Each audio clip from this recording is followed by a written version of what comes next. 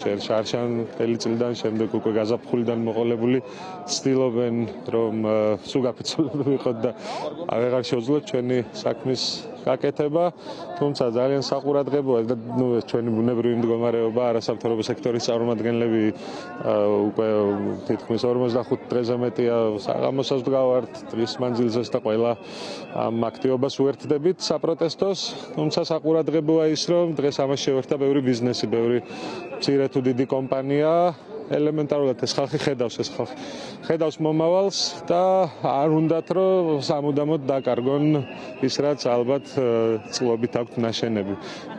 იმიტომ რომ ამის საფრთხე რეალურია და ჯობია დღეს თავისი ამ სიმბოლური აქტით რაც შეიძლება მეტ ადამიანს დაანახონ თუ რა შეიძლება გამოიწვიოს ქვეყნის პარალიზებამ, ქვეყნის იზოლაციაში მოქცევამ, ვიდრე შემდეგ უკვე ეს სამუდამო ფაქტად გახდეს საქართველოში.